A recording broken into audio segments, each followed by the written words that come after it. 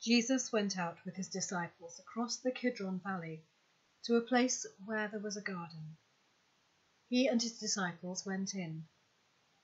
Judas, his betrayer, knew the place because Jesus often used it as a meeting place with his disciples. So Judas took a band of soldiers, with some servants of the chief priests and the Pharisees, and came there with torches, lights, and weapons. Jesus knew everything that was going to happen to him. He went out to meet them. "Who are you looking for?" he asked. "Jesus of Nazareth," they answered. "I'm the one," he said to them. Judas, his betrayer, was standing there with them. So when he said, "I'm the one," they went back a few paces and fell down on the ground. Jesus repeated his question. "Who are you looking for?" he asked. "Jesus of Nazareth," they said. "I told you, I'm the one," said Jesus. "So if you're looking for me, let these people go." He said this so as to fulfill the word he had spoken when he said, "I haven't lost any of the people you gave me." Simon Peter had a sword. He drew it and hit the high priest's servant, cutting off his right ear. The servant's name was Malchus. "Put your sword back in its sheath," said Jesus to Peter. "Do you imagine I'm not going to drink the cup my Father has given me?" So the band of soldiers, with the officer and the Judean attendants, arrested Jesus and tied him up. They led him off first to Annas. He was the father-in-law of Caiaphas, who was high priest that year. It was Caiaphas who had given advice to the Judeans that the best thing would be for one man to die for the people. Simon Peter and another disciple followed Jesus. That other disciple was known to the high priest. He went into the high priest's courtyard along with Jesus, while Peter stood by outside the gate. So the other disciple, being known to the high priest, went out and spoke to the woman on the gate. Then he brought Peter inside. The woman on the gate spoke to Peter. "You're not one of that man's disciples too, are you?" she asked. "No, I'm not," he replied. It was cold. The slaves and the attendants had made a charcoal fire, and they were standing round it, warming themselves. Peter was standing there with them, and warming himself. The high priest asked Jesus about his disciples and about his teaching. "I've spoken to the world quite openly," replied Jesus. "I always taught in the synagogue and in the temple where all the Judeans gathered. I didn't say anything in secret. Why are you asking me?" "There were people who listened to me. Ask them what I said to them. Don't you see? They know what I said." When Jesus said that, one of the attendants standing there gave him a slap on the face. "Is that how you answer the high priest?" he said. "If I've said something wrong," replied Jesus, "give evidence about what was wrong with it. But if I said what was true, why are you hitting me?" So Annas sent him off, still tied up, to Caiaphas the high priest. Simon Peter, meanwhile, was standing there and warming himself. "You're not one of his disciples, are you?" they asked him. He denied it. "No, I'm not," he said. Then one of the high priest's slaves, a relative of the man whose ear Peter had cut off, spoke up. "Didn't I see you in the garden with him?" he said. Peter denied it once more. Instantly, the cock crowed. So they took Jesus from Caiaphas to the praetorium, the governor's residence. It was early in the morning. They didn't themselves go inside the praetorium. They were anxious not to pollute themselves, so that they would still be able to eat the Passover. So Pilate went outside and spoke to them. "What's the charge then?" he asked.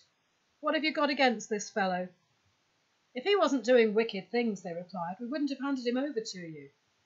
"Take him yourselves," said Pilate to them. "Judge him by your own law." "We're not allowed to put anyone to death," replied the Judeans. This was so that the word of Jesus might come true, when he had indicated what sort of death he was going to die. So Pilate went back into the praetorium and spoke to Jesus. "Are you the king of the Jews?" he asked. "Was it your idea to ask me that?" asked Jesus. "Or did other people tell you about me?" I'm not a Jew, am I? Retorted Pilate. Your own people and the chief priests have handed you over to me. What have you done? My kingdom isn't the sort that grows in this world, replied Jesus. If my kingdom were from this world, my supporters would have fought to stop me being handed over to the Judeans. So then, my kingdom is not the sort that comes from here. So, said Pilate, you are a king, are you? You're the one who's calling me a king, replied Jesus. I was born for this. I've come into the world for this, to give evidence about the truth. Everyone who belongs to the truth listens to my voice. Truth, said Pilate, what's that? With those words he went back out to the Judeans. I find this man not guilty, he said to them. But look here, you've got this custom that I should let someone free at Passover time. So what about it? Would you like me to release the King of the Jews? No, they shouted. We don't want him. Give us Barabbas.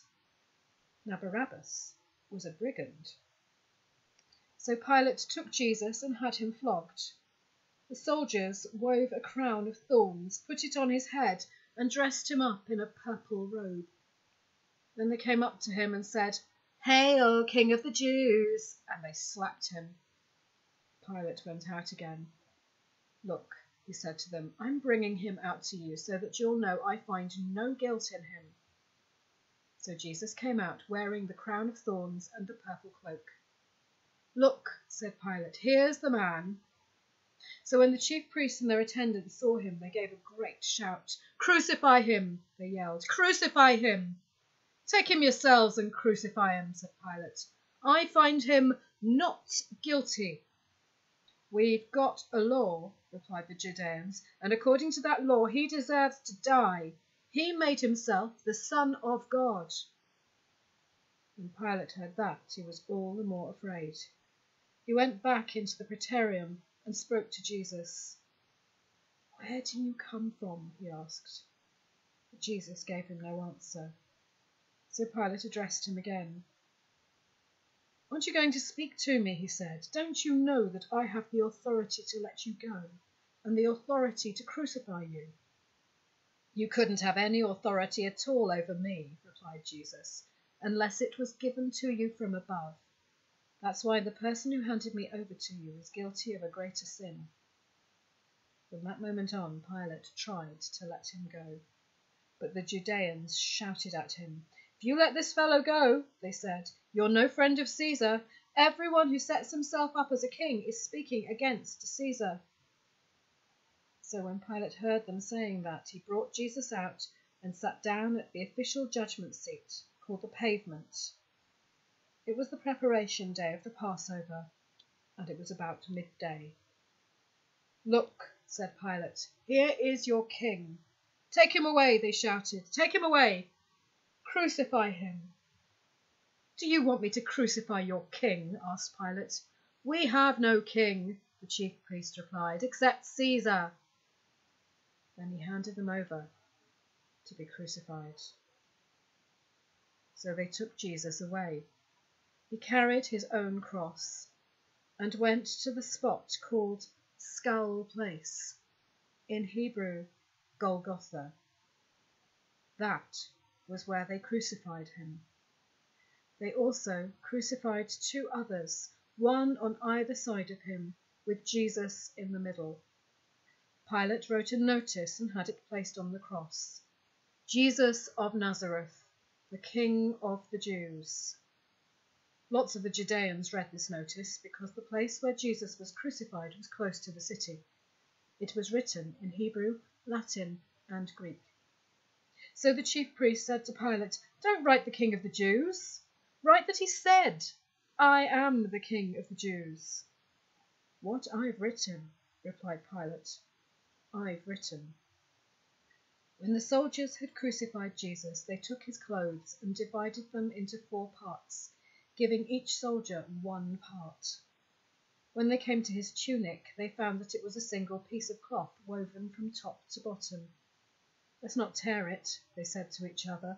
Let's throw lots for it to see who's going to have it. This was so that the Bible would be fulfilled when it says, They took my clothes and divided them up. They threw the dice to decide on my garments. And that's what the soldiers did. Jesus' mother was standing beside his cross. So was her sister, Mary, the wife of Clopas, with Mary Magdalene too.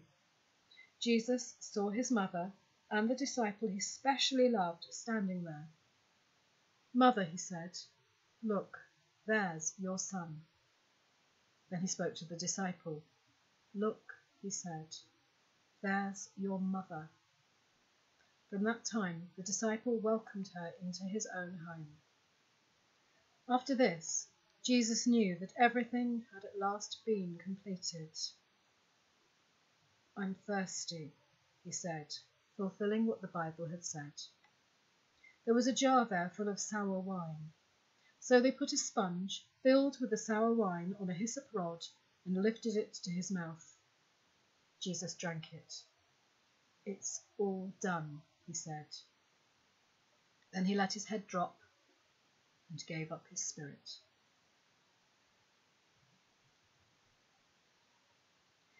It was the day of preparation. The coming Sabbath was a very special one, and the Judeans were anxious that the bodies should not remain on the cross during the Sabbath.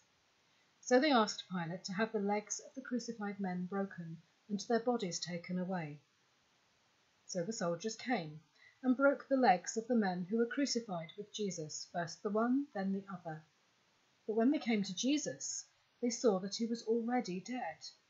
So they didn't break his legs. Instead, one of the soldiers thrust a spear into his side, and blood and water came out. The one who saw it is giving evidence, and his evidence is true. He knows he's speaking the truth, so that you too may believe. These things, you see, came about so that the Bible might come true. No bone of his body will be broken. And again, another passage in the Bible says, they shall look on the one whom they pierced. After this, Joseph of Arimathea asked Pilate if he could take Jesus' body away.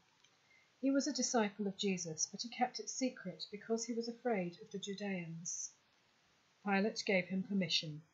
So he came and took his body. Nicodemus came too, the man who had at first visited Jesus by night. He bought a concoction of myrrh and aloes, about 100 pounds in weight. They took Jesus' body and wrapped it up in cloths with the spices according to the normal Judean burial custom. There was a garden in the place where he was crucified. In the garden there was a new tomb in which nobody had ever been buried. So because the tomb was nearby, and because of the Judean day of preparation, they buried Jesus there.